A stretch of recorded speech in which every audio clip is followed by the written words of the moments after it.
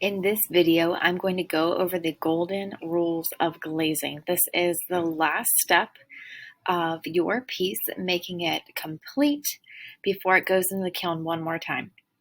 So by now, your piece has gone through the kiln once for a bisque fire.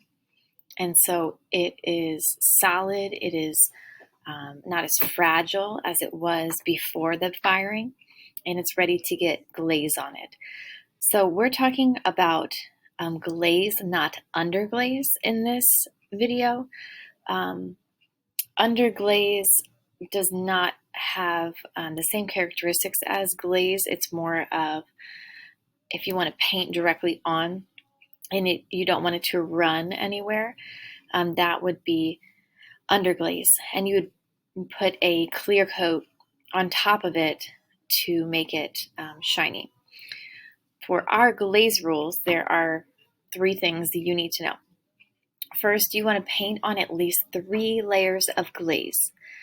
If you paint less than that or apply less than that, then your glaze will be thin and not as bold or vibrant of colors as you probably want.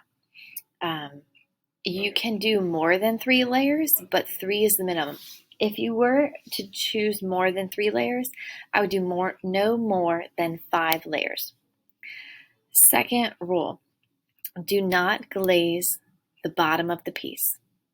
You do not want to glaze the bottom. What happens is the glaze actually melts in the kiln as it is at a high temperature, and then it re-hardens as the kiln cools down. If it is on the bottom of your piece and it melts and then re-hardens, it will attach itself or be stuck to the kiln shelf. The only way I can get your piece out of being stuck to the kiln shelf is by breaking it off. So I don't want to have to break your pieces. Do not glaze on the bottom of the piece. Last thing, just to make sure that your piece looks good and the glazing is done well, you want to make sure you cover all areas of your sculpture.